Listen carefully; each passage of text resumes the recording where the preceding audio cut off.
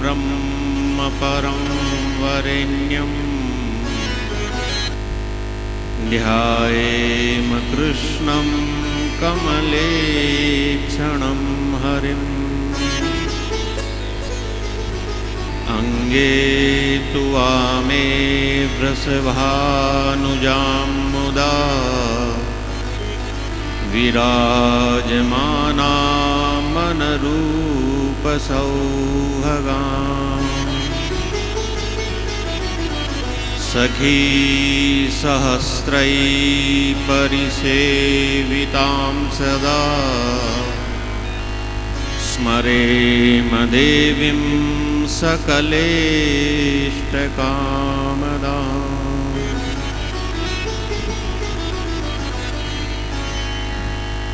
वंशी विभूषितकरान्नवनीरदाभात् पीताम्बरादरुणबिम्बफलाधरोष्टात् पूर्णेन्दुसुन्दरमुखादरविन्दनेत्रात् कृष्णात् परं किमपि तत्त्वमहं न जाने।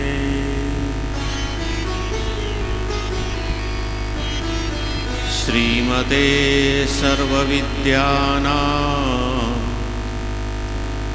प्रभवाय सुब्रह्मणे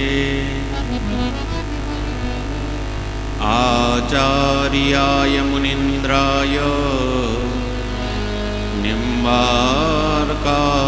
नमो नमः।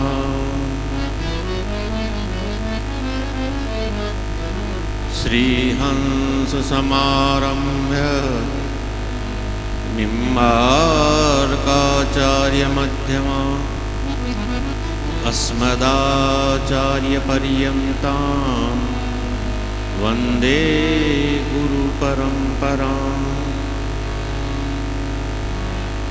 अज्ञानतिमिरान्धस्य ज्ञानाञ्जनशलाकया चक्षुरुन्मीलितं येन तस्मै श्रीगुरुवे नमः।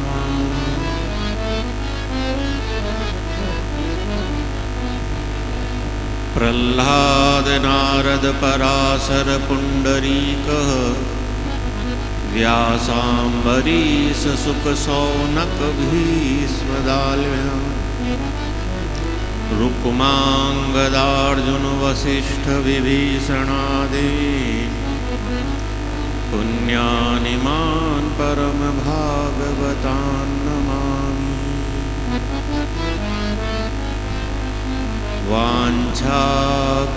वाञ्छाकल्पतरुभ्यश्च कृपा सिन्धुभ्य एव च पतितानां पावनेभ्यो वैष्णवेभ्यो नमो नमः।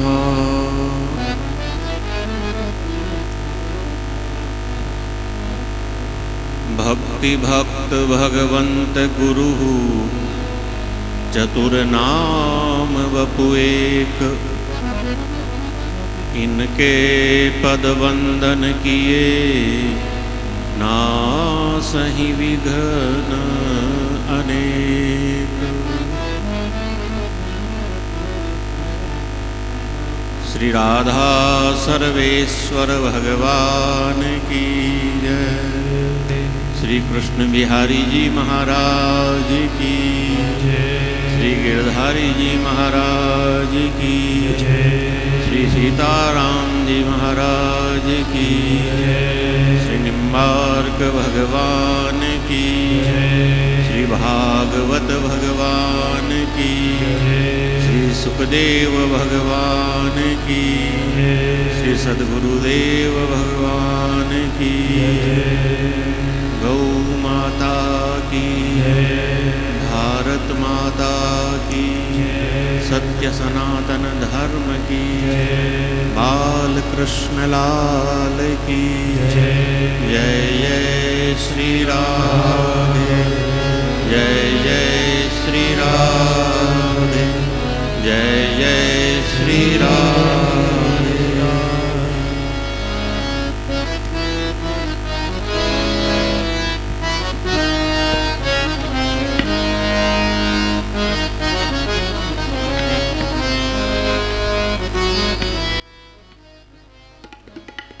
राधे गोविंद गोविंद गोपाल नंद लाल, राधे गोविंद गोविंद गोपाल नंद लाल, राधे गोविंद गोविंद गोपाल नंद लाल,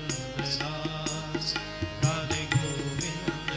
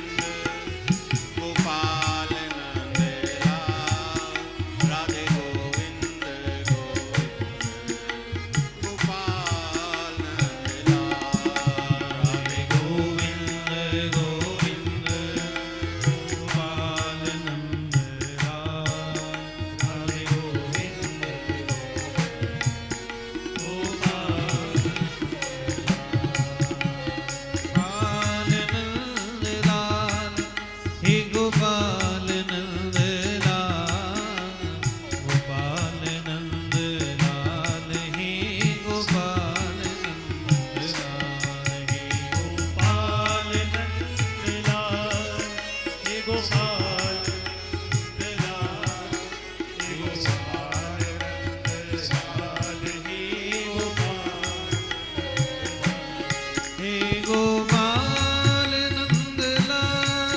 हे गोपाल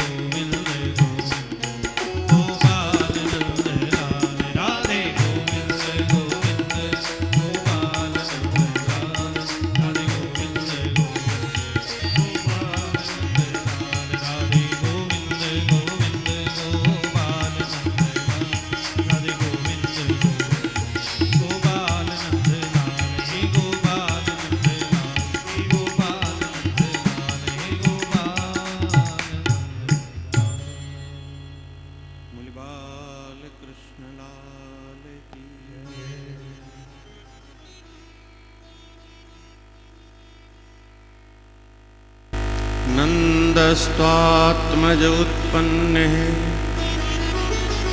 जाताह्लादो महामनः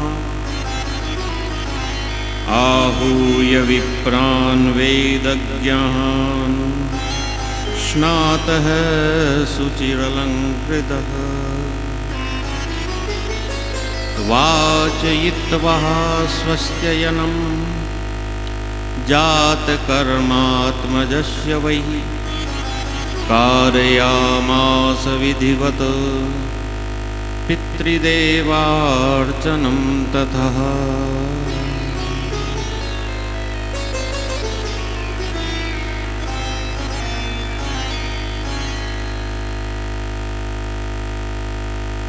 परात्पर परब्रह्म अखिल ब्रह्मांडाधीश्वर भक्तवांछा कल्पतरु भगवान श्री राधा सर्वेश्वर श्री कृष्ण विहारी जी श्री गिरधारी जी भगवान का वांगमयी शब्दमयी वाणीमयी स्वरूप श्रीमद् भागवत महापुराण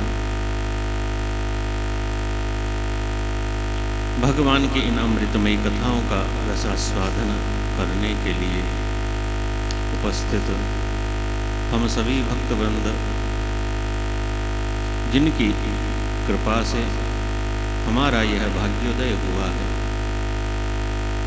अपने उन इष्ट देव सद्गुरु पितृदेव सबका स्मरण करते हुए सप्त दिवसीय इस अनुष्ठान के पंचम दिवस के इस सत्र का प्रारंभ करते हैं। भगवान की यह अमृतमयी कथाएं, यह सरिता, यह महोदधि, यह सिंधु जो हमें भगवत कृपा से ही सद्गुरु कृपा से पितृ कृपा से प्राप्त हुआ,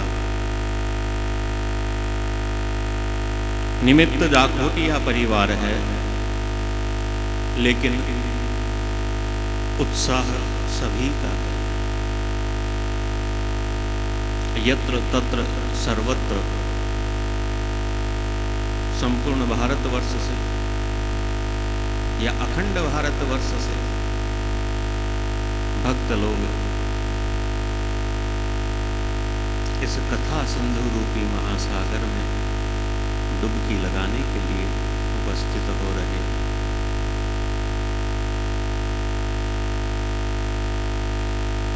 भगवान की कथा हमारे जीवन की दशा को सुधारने वाली, भगवान भी मिल जाए तो भी कर्मों का भोग तो हमें भोगना ही पड़ता है। वसुदेव देवकी के यहाँ भगवान प्रकट हो गए तो क्या उनका प्रारब्ध तो वही रहा, लेकिन कंस के कारागृह में रहते हुए भी उन्हें दुख नहीं हुआ। जीवन की कैसी भी परिस्थिति में हम रहें, लेकिन वहां पर हम अपने स्वभाव में रहें, सुखद रहें।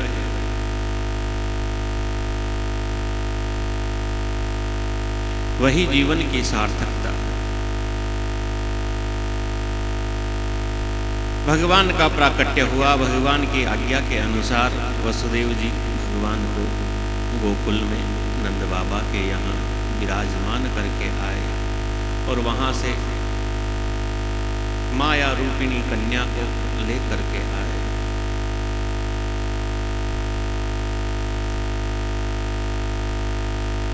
कंस के कारागृह में आते ही कन्या ने रुदन प्रारंभ किया। पहरेदारों ने जाकर के कंस को सूचना दी। कंस भगा भगा आया, कन्या को पकड़ा, चट्टान के ऊपर पटक करके और मारना चाहता है, लेकिन सद्यो देवी अंबरम गता, वह साधारण कन्या तो थी नहीं, वह तो माया थी। इसलिए कंस के हाथ से छूटते ही आकाश में जाकर के अष्टभुजा देवी का रूप बना करके प्रकट हो गई। अरे मूर्ख, मुझे मारने से तुझे क्या मिलेगा?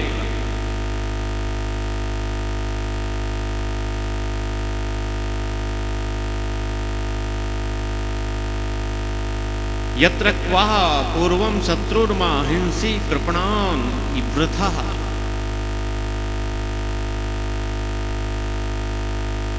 तेरा शत्रु तुझे मारने वाला जन्म ले चुका। ऐसा कह करके वह देवी अंतर्ध्यान हो गई।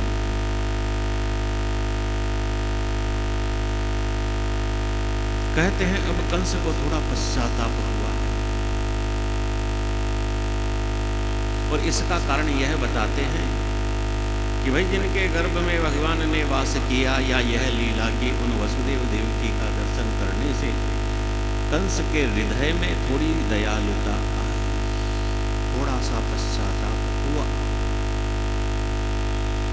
इसलिए अपने बहन बहनोई के चरणों में गिर पड़ा, क्षमा प्रार्थना करता है। इन्हें मुक्त भी कर देता है एक बार। लेकिन शास्त्र कहते हैं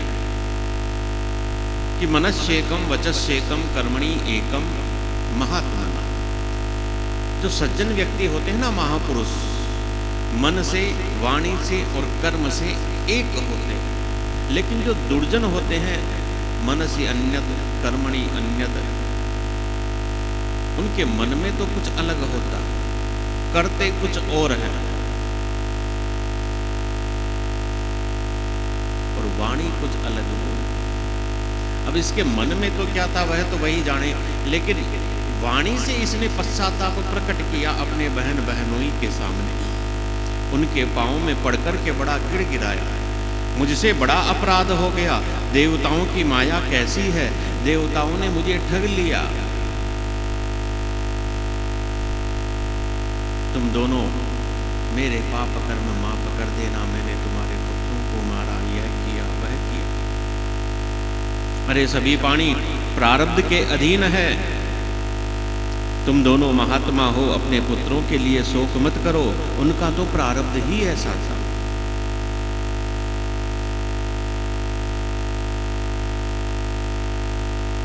काल ही कर्म ही ईश्वर ही मिथ्या दोष लगा।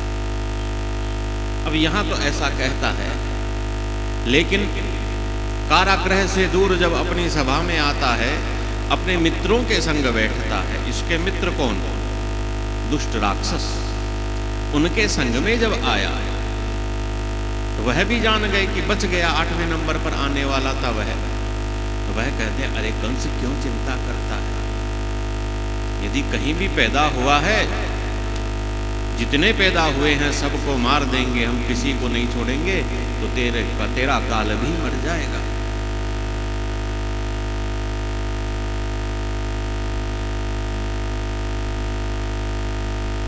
अब इन्होंने ऐसी सलाह दी और इनका संग, कंस इनको कहता है, जाओ ढूंढ ढूंढ करके मारो नवजात शिशुओं को, मुझे निर्भय करो।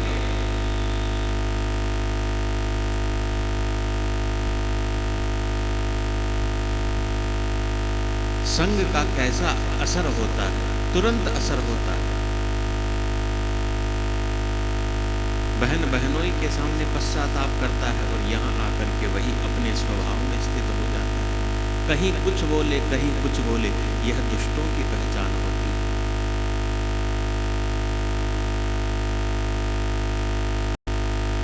और कहता है, नवजात शिशुओं को तो मारो ही, इन देवताओं ने मेरे साथ छल किया है।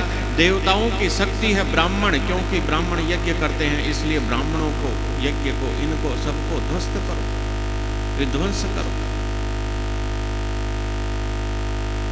इस प्रकार से अपने मंत्रियों को, अपने साथियों को यह सब सलाह देता है।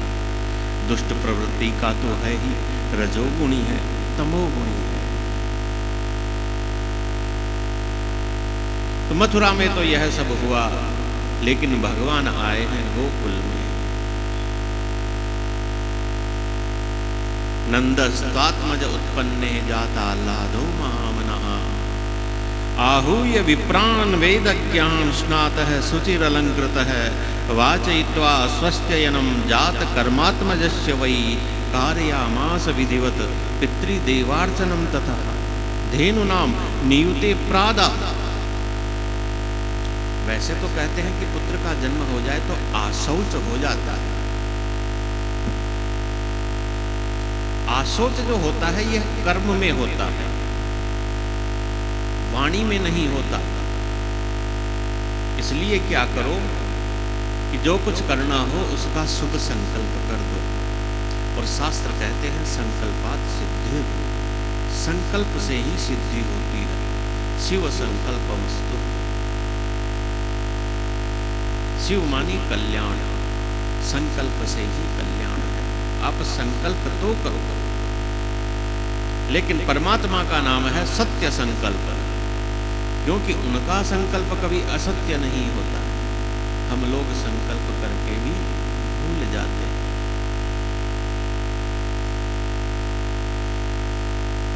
संकल्प करके भी हम भूल जाते हैं।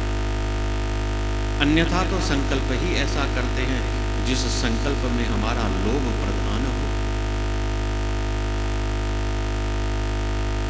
लाखों करोड़ों का लाभ हमको चाहिए, लेकिन भगवान से प्रार्थना क्या करेंगे? हमको तो इतना चाहिए, आपको देंगे इतना सा, थोड़ा सा। दो व्यक्ति थे और जिन्हें बड़ा शौक था जुए का, लॉटरी। तो कैसे जैसे लॉटरी का टिकट खरीदा और भगवान से जाकर के प्रार्थना की, हे भगवान हमारी लॉटरी लग जाए तो इस लॉटरी में से 5% आपके। और संयोग बस उनकी लॉटरी भी लग गई। अब लॉटरी लग गई तो भाई पहले तो कह तो दिया, लेकिन अब देने को मन नहीं, कैसे दे।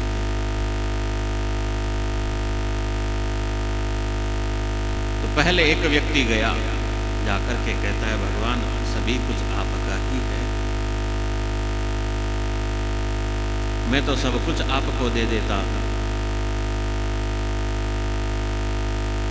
लेकिन किया क्या उसने किया कि जहां भगवान थे, भगवान की मूर्ति थी, उससे थोड़ा आगे एक लाइन खींची और कहा भगवान मैं सारा धन आपको चढ़ाता हूं। जो लाइन से आगे गया वह तो आपका, और जो लाइन के इधर है वह मेरा। अब चढ़ाने वाला वह खुद। तो चढ़ाया ही इस प्रकार से कि लाइन से आगे गया तो थोड़ा सा गया, और फिर कहता है भगवान आप तो बड़े दयालु हो, सब कुछ मुझे ही दे दिया। अब दूसरा व्यक्ति उससे भी ज्यादा चतुर, वह तो कहता है भगवान आप ऊपर रहते हो ना, तो ठीक है मैं तो सारा दिन आपको ऊपर ही देता हूँ, आपको जितना रखना हो रख लेना, बाकी का नीचे फेंक देना। अब ऊपर फेंकोगे तो वही नीचे ही आएगा सब।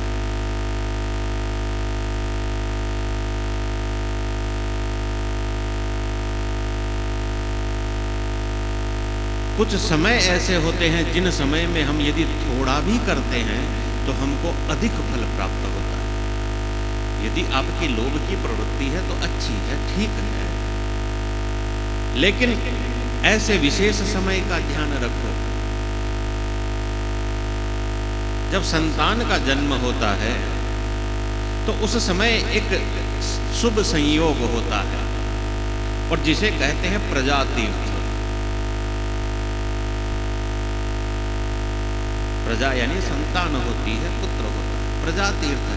पुत्र होने पर और आने वाला वह दिव्य संयोग ऐसा होता है कि उस समय में आप संकल्प करो तो आपको हजारों गुना फल प्राप्त होता है।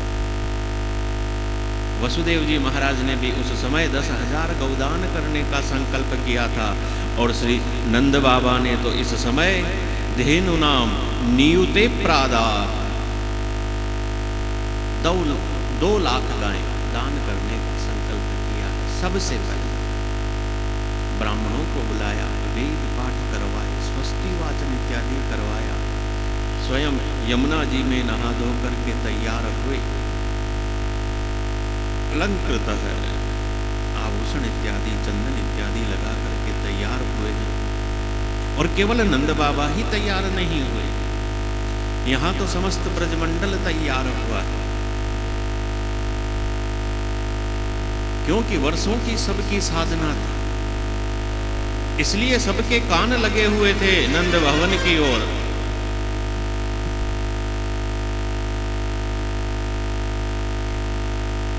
जब सबने सुना महल में बाज रही छे थाल, पुत्र होता है ना, कांसे की थाली बजाई जाती है,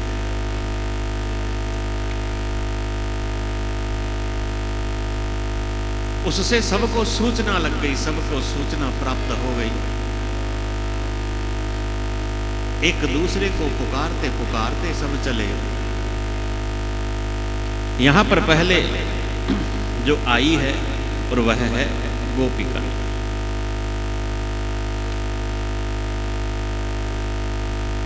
अपना सुंदर श्रृंगार इत्यादि करके किस प्रकार से श्रृंगार किया जाता है वह यहां पर बताया है। आप लोगों के काम की बात केवल इतनी ही है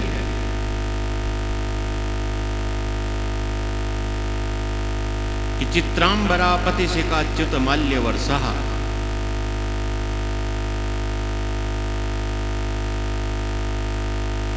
महिलाओं का जो श्रृंगार होता है, सुहागन महिला का श्रृंगार, उस श्रृंगार के अंदर शिखा होती है, बालों को गूंथ करके जो चोटी बनाई जाती है ना, वह होती है। खुले बालों का श्रृंगार अपने यहाँ नहीं है किसी भी शुभ कार्य में।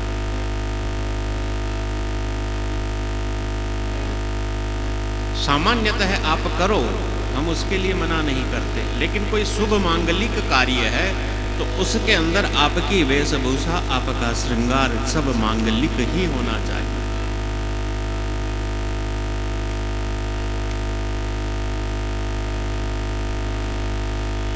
हम पुरुषों के लिए तो हम कह देते हैं कि भाई देवो भूत्वा देवम यजेतः, पहले खुद देवता बन करके और फिर भगवान की पूजा करनी चाहिए। ऐसा ही इन देवियों के लिए भी है। यह भी जब देवी बनेगी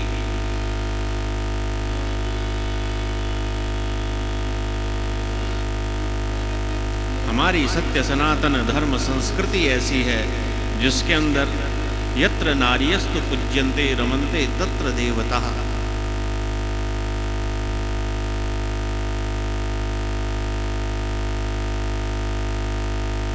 देवियों की तो जन्म से ही हमारे यहाँ पूजा की जाती है।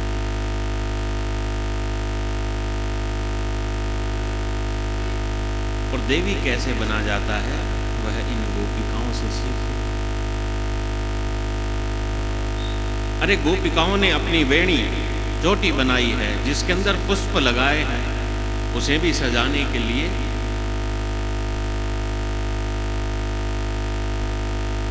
और जब मार्ग में चलने लगी वह जो पुष्प हैं शिखाच्युत माल्य वर्षः, मार्ग के अंदर गिरने लगे, मानो पुष्प सोच रहे हों यह भगवान का दर्शन करने जा रही है, तो हम इनके मस्तक पर नहीं, इनके बालों में नहीं, इनके चरणों में रहने योग्य। और इन्हीं भावों को एक कवि ने बड़ा सुंदर वर्णन किया कि पुष्प की अभिलाषा क्या होती है, कि मुझे तोड़ लेना ए वनमाली, उस पथ पर देना तुम फेंक, मातृभूमि पर शीश चढ़ाने, जिस पथ जाएं वीर अनेक।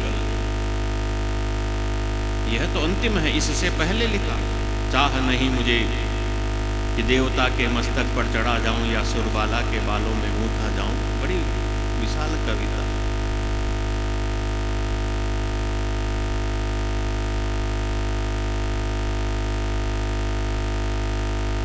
कोई कार्य करना हो तो उसकी पूर्व में तैयारी की जाती है। हमको कथा करनी होती है तो हम भी पहले तैयारी करते हैं, इसलिए आपको सुनना है तो आप लोग भी तैयारी किया करो, और यदि तैयारी नहीं करते तो भैया फिर सुन के जाने के बाद में होमवर्क किया करो। स्कूल में बैठ करके केवल स्कूल में ही पढ़ो, घर आ करके नहीं पढ़ो, होमवर्क नहीं करो तो फिर कुछ याद नहीं होता। और आजकल तो ज़माना अलग, आजकल तो ट्यूशन का ज़माना है। हाँ, खुद के पढ़ने से काम नहीं चलता। आजकल के बच्चों की तो दिनचर्या ऐसी हो गई कि भाई खेलने को समय ही नहीं, इतना पढ़ना पड़ता है। सामान्य विद्या सीखने के लिए इतना पढ़ना पड़ता है, यह तो भाई बड़ी गोपनीय विद्या है।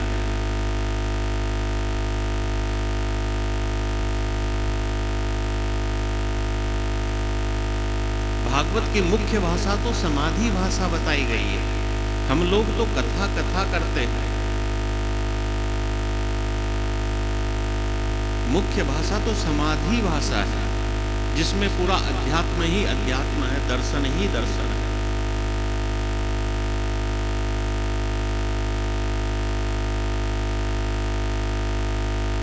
एक एक लाइन के ऊपर सैकड़ों सैकड़ों पन्नों के व्याख्यान हो जाते हैं, कविताएं हो जाती हैं, भजन हो जाते हैं। भागवत जी के एक एक वाक्य के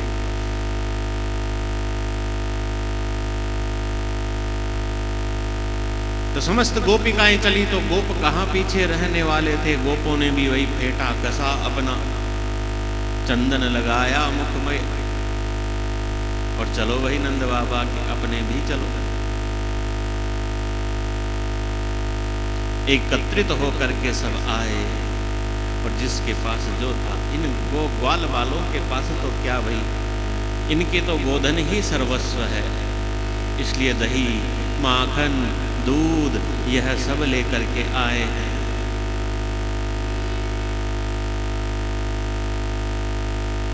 आकर के ब्रजमंडल के अंदर गोकुल गांव में नंद बाबा के भवन में सब एकत्रित होने लगे, जय जयकार होने लगी, और भगवान के जन्मोत्सव का आनंद मनने लगा।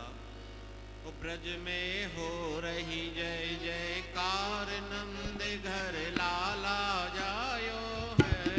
ब्रज में हो रही जय जयकार, नंद घर लाला जायो है।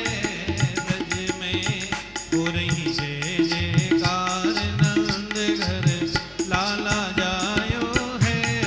ब्रज में हो रही जय जयकार, लाला जायो, लाला जायो है।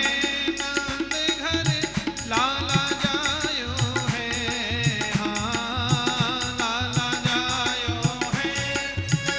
घर लाला जायो है। ब्रज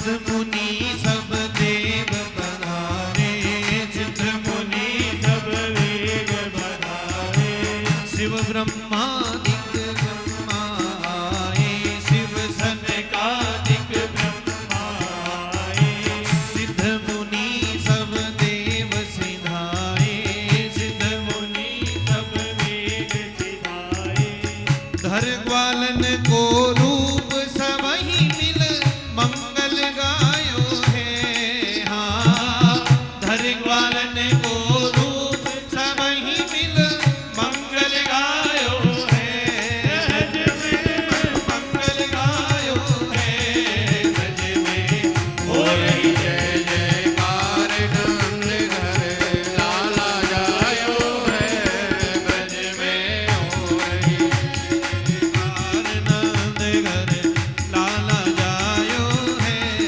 ब्रज में हो रही जय जयकार, नंद घर लाला जायो है, लाला जायो है, नंद घर लाला जायो है, हाँ लाला जायो है, नंद घर लाला जायो है, ओ नंद घर लाला जायो है, ब्रज में हो रही जय जयकार, नंद घर लाला जायो है, ब्रज में हो रही जय जयकार, नंद घर लाला जायो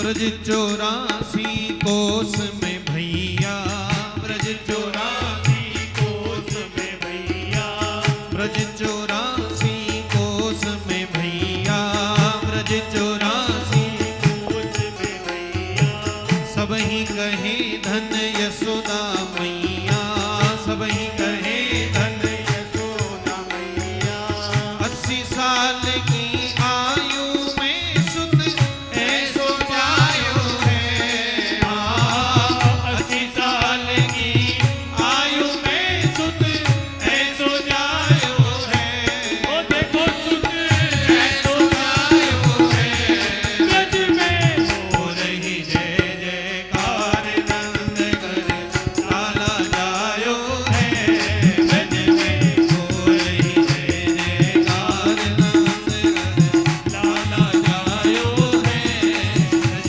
में हो रही जय जयकार, नंद घर लाला जायो है, ब्रज में हो रही जय जयकार, नंद घर लाला जायो है, ओ लाला जायो है, नंद घर लाला जायो है, हाँ हो रही जय जयकार, नंद घर लाला जायो है। बोले नंद के लाला की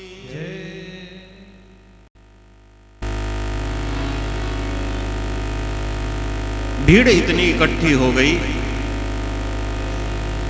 कि नंद भवन में सब समा ही नहीं रहे, इसलिए ग्वाल बाल जो माखन दही के मटके ऊंच ऊंच करके लाए, अब भैया कितनी देर तक संभालते, कितनी देर तक संभालते। अब जब तक सिर पर थे तब तक सुरक्षित थे, अब दुखने लगे पकड़े पकड़े हाथ तो उठार करके अपने हाथों में ले लिया। अब भीड़ इतनी कि आदमी से आदमी चिपक रहा था। अब ऐसी स्थिति में यदि बीच में मिट्टी के माट और दे दो तो क्या होगा भाई। अब ऐसी धक्का मुक्की में माट थे मिट्टी के, किसी का फूटा तो सारा गोरस नीचे। अब गोरस जब नीचे गिरा तो वही हो गई उसकी कीच। पहले तो गोबर से लिपे हुए आंगन होते थे, थोड़ा गीला हो जाए तो फिर देखो क्या आनंद है, लेकिन कच्चे होते थे इसलिए फ्रैक्चर नहीं होते थे। फर्श तो आज भी वैसे ही होते हैं, चिकने होते हैं, लेकिन आजकल पक्के होते हैं, इसलिए फ्रैक्चर हो जाता है। अब पहले भाई माखन खाते थे इसलिए मजबूत भी होते थे, अब आजकल कुछ खा नहीं सकते। यदि खाना है तो भाई रूखी रोटी खाओ। रूखी रोटी से कैसे ताकत बढ़ेगी? अब यही खेल हो गया। अब जिनके नहीं फूटे थे तो जान करके फोड़ने लगे और माखन के बनाते लड्डू और एक दूसरे पर, हाँ, आजकल भी करते हैं, पैसे वाले कर सकते हैं भैया। शिमला मनाली जाते हैं, वहां बर्फ के लड्डू बनाते हैं और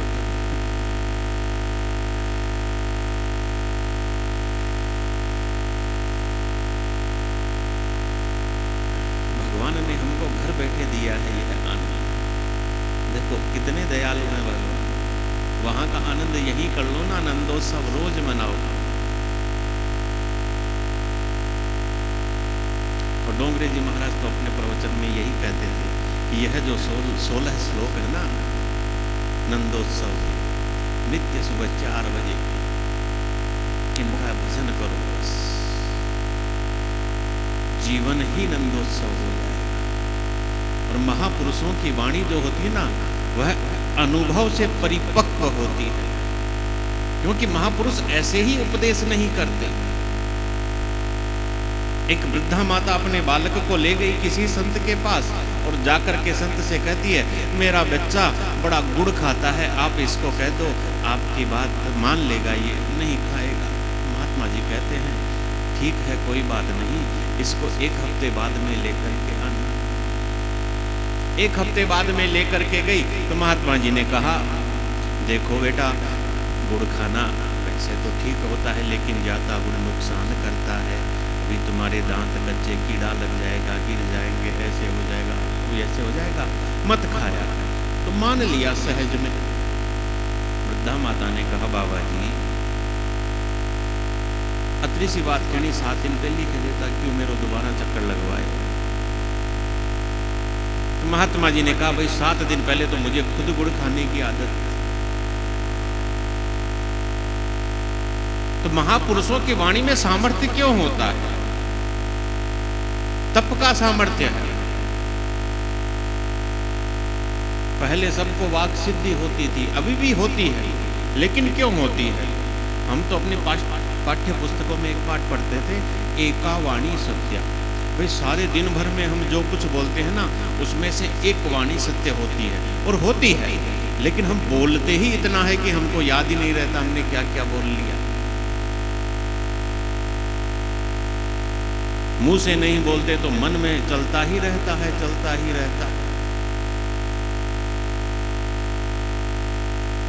मन वाणी संयमित रहे, एक दिन पूरे मौन होकर के रहो और फिर कोई वाक्य बोल करके देखो, अवश्य सत्य होगा, होगा ही। एका वाणी सत्य, एक वाणी सत्य होती है। सारी वाणियां अब हम इतने सारे बोलते हैं, अब याद ही नहीं रहता भाई। हम लोगों में भी अब इतने सारे वक्त आते हैं, वाणी तो एक सत्य होनी है, आशीर्वाद सबको ही देते हैं, किसका फलीभूत हो जाए।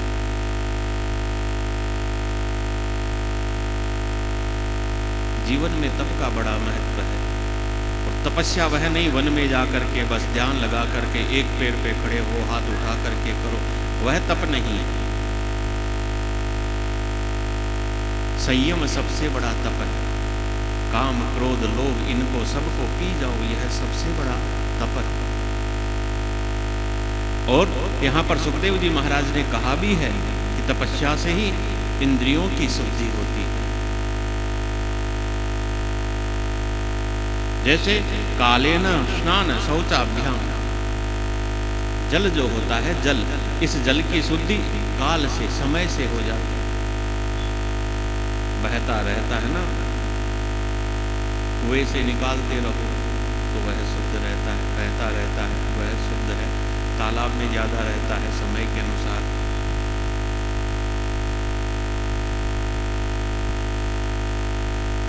ऐसे ही फिर बताया कि घर के अंदर यदि धन धान्य रूपी संपत्ति है तो इसकी शुद्धि कहाँ से होती है?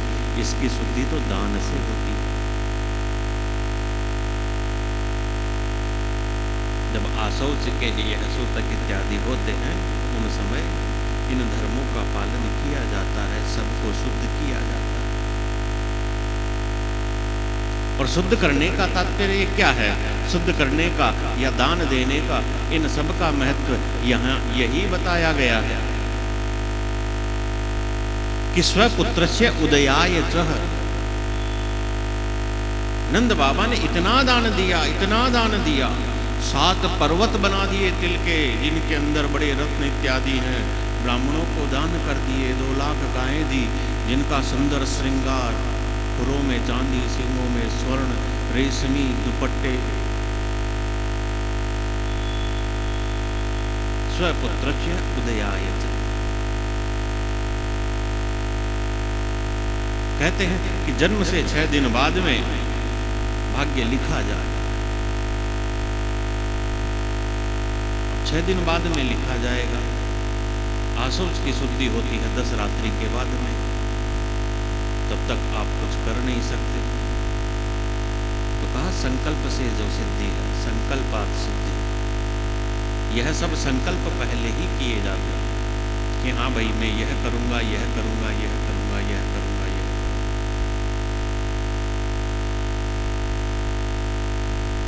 शास्त्र तो यहाँ, शास्त्रों की बात अब कौन मानता है या कौन पूछता है? कोई कोई निष्ठावान होते हैं जो मानते, ब्राह्मण को बुलाते हैं, समय के अनुसार सब देख करके और फिर आगे के कर्म करते हैं।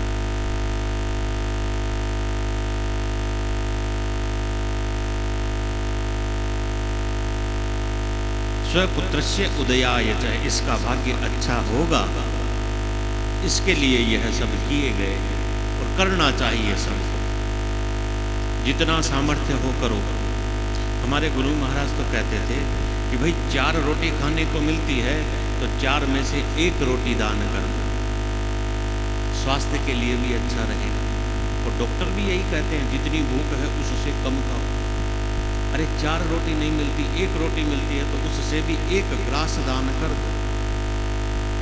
इतना तो सबको मिलता ही है और इतना तो भगवान देता भी है, क्योंकि पेट उसी ने दिया है। जब दांत दिए, जब दांत न थे तब दूध दियो, अब दांत दिए तो अन्न भी दे दो। जल में थल में पशु सबको देता है। इतना भी मिलता है तो उसमें से भी 1 भाग दान करो। दान की बड़ी महिमा है और कलयुग में तो यही एक चरण है धर्म।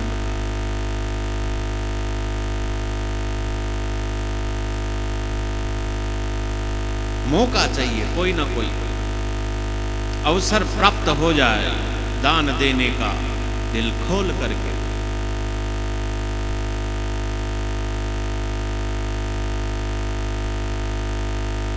युधिष्ठिर जी महाराज के राजसूय यज्ञ का वर्णन आप सब लोगों ने सुना होगा।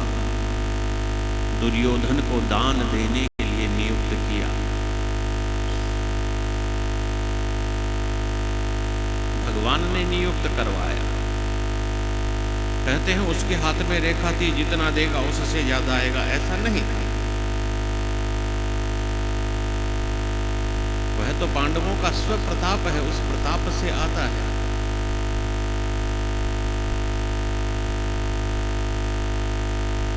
भाग्य में यदि हमारे लिखा भी है तो भी कर्म करने से ही प्राप्त होगा।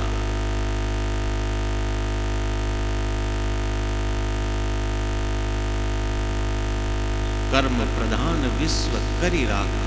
यदि भाग्य में है तो कर्म करने से ही प्राप्त होगा, अन्यथा भाग्य भी रूठ जाता है। खजाने भरे हों तो भी रिक्त हो जाता है, समय नहीं लगता। नंद बाबा इस बात को समझते हैं कौन सा समय दान करने के लिए अति उत्तम है, इसलिए अपना सर्वस्व लुटा दिया, लेकिन फिर भी कुछ रिक्तता नहीं हुई, कुछ कमी हुई ही नहीं। हमारे यहाँ तो जन्माष्टमी के दिनों में बधाई गाना होता है, 9 दिन यही आनंद लेते हैं हम तो बैठे बैठे। पूर्णिमा से प्रारंभ होता है और नवमी तक चलता है। बिराजे नंद दरवाजे खजाना खोल डाला, रोज बैठते हैं हम, रोज यही गाते हैं, बड़ा आनंद आता है। गाने वाले के स्वयं के भाव ऐसे हो जाते हैं। आज सुबह कुछ चर्चा हो रही थी कि भगवान की सेवा, पूजा इत्यादि इत्यादि, तो हमने कहा देखो शास्त्रों में सबसे श्रेष्ठ पूजा बताई मानसी पूजा। अब उसे पाना सहज नहीं है, इसलिए अभ्यास करो पहले पूजा का। करते करते आपका फिर ध्यान बढ़ने लगेगा, तब वह योग प्राप्त होता है, मानसी सेवा। बैठो ऐसे उदार बन जाओ। इसलिए कलयुग में कीर्तन का साधन प्रधान है। कीर्तन में यही आनंद है। जैसे भगवान के नाम आते हैं, वैसे स्वरूप के दर्शन होते हैं, वैसा मन हो जाता है। भगवान की दयालुता का कोई नाम लेते हुए आप कीर्तन करो, मेरा कोई ना सहारा बिन तेरे गोपाल सांवरिया मेरे, यदि भाव से करोगे तो आंसू आने लगेंगे, रोकने से नहीं रुकेंगे।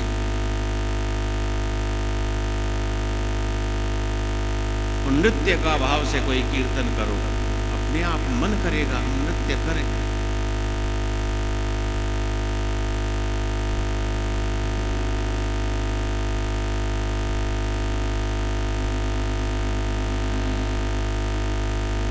नंदोत्सव का यह आनंद 18 श्लोकों में, मैंने 16 कहा पहले, 18 श्लोकों में। हाँ, इनका नित्य पाठ करो। संस्कृत नहीं आती है, हिंदी में मिलता है, हिंदी में छपा हुआ, करो, पढ़ो क्या लिखा है। नित्य के अभ्यास करने से भाई पत्थर कितना कठोर होता है और रस्सी कितनी मुलायम होती है,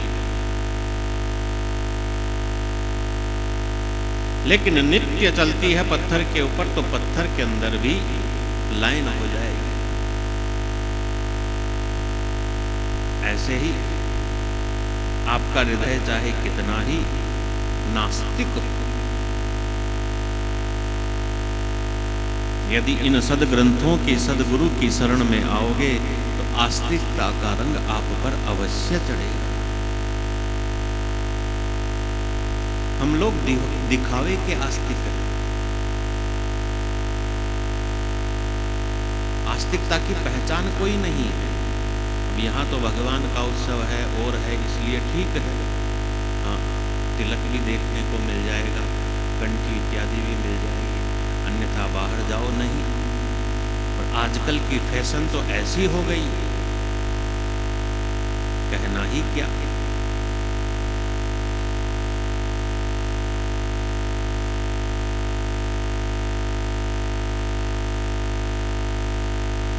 सौभाग्य जो होता है भाल के मध्य में होता है, ऐसे भाल के मध्य के सौभाग्य को भी कभी इधर कर देते हैं, कभी इधर कर देते हैं।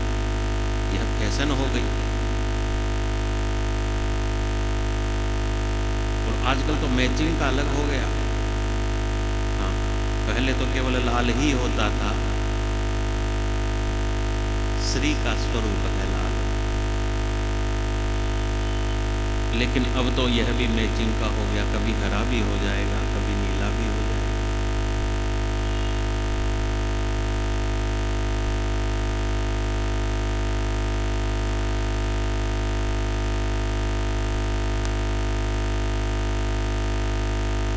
शास्त्र अभ्यास को हमने छोड़ दिया,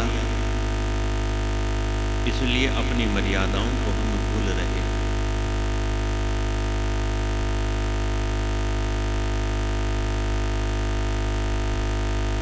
स्वच्छंद जीवन किसका होता है? आवारा जीवन किसका होता है? जिसका कोई नहीं है। हम अनाथ नहीं हैं, हमारे नाथ दीनानाथ हैं, जगन्नाथ हैं।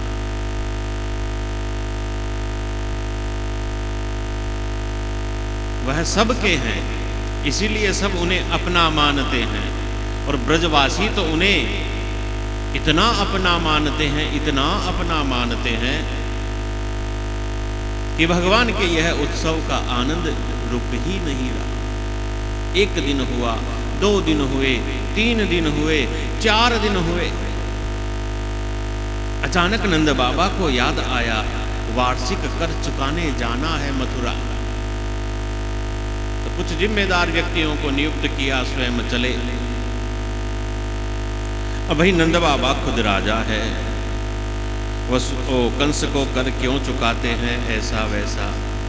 तो भाई हमने सुना कि कंस जो है दुष्ट है, उसके साथ ही दैत्य लोग हैं, बलवान हैं। तो उसका काम क्या है? तो उसका काम है लोगों को सताना, लोगों का नुकसान करना। दुष्ट व्यक्ति को दूसरे का नुकसान करके बड़ा फायदा होता है। तो ब्रजवासियों ने बैठ कर के चिंतन किया कि इसको कैसे रोका जाए। तो कहा कि हम कुछ ना कुछ निश्चित कर लें, इसको दे लें, यह अपने घर में रहे, हम तो अपने घर में चैन से रहे, सुख से रहे, कुछ लेना देना न। ऐसा ही महाभारत का एक प्रसंग है। जब पांडव लोग वनवास में थे, एक ब्राह्मण के यहाँ रुकते हैं। वो एक राक्षस है, उसको खाने के लिए कुछ भेजना होता है और एक मनुष्य भी भेजना पड़ता है। तो जिस घर में पांडव रुके तो उस दिन फिर भीम को भेजा कि जाओ, भेजना तो है तो इसको भेज देते हैं। तो उस कारण अब भेजने का जब निश्चित किया तो क्या हुआ कि वह दैत्य गांव में आकर के नुकसान ज़्यादा नहीं करता। तो यह कंस और इसके साथी ऐसे ही नुकसान करते थे। तो ब्रजवासियों ने किया कि भाई हम भेज देंगे, कुछ आपको आने की आवश्यकता नहीं। तो ऐसा ही कुछ समझौता हुआ होगा, वही कर होगा जो चुकाने नंद बाबा गए। वहाँ वसुदेव जी इत्यादि से मिलन हुई, बातचीत भी होती है, बड़ी मधुर बातचीत है। बातों बातों के अंदर वसुदेव जी तो कह भी देते हैं कि भाई तुम्हारे यहाँ जो है वह मेरे ही हैं, मेरे पुत्रों जैसे ही हैं, ऐसा होता है। लेकिन वसुदेव जी कहते हैं नंद बाबा आपको यहाँ अधिक देर नहीं रुकना चाहिए, आपको तुरंत लौट जाना चाहिए। नंद बाबा भी विचार करते करते आते हैं वसुदेव जी ने ऐसा क्यों कहा, और कहने का कारण भी था। कंसेन प्रहिता घोरा, कंस की भेजी हुई, और बालकों के लिए तो साक्षात मृत्यु रूपी ग्रह पूतना गोकुल में आई। बड़ा सुंदर रूप बना करके आई। ब्रजवासियों को तो लगा जैसे साक्षात लक्ष्मी जी नारायण का दर्शन करने आ रही है। किसी ने रोका नहीं। नंद भवन के भीतर तक पहुंच गई। भगवान भी लीला करते हैं, रोने लगे। किसी की गोद में जाकर के चुप नहीं हुए, किसी की गोद में आकर के चुप हुए। तो सबको विश्वास भी हो गया।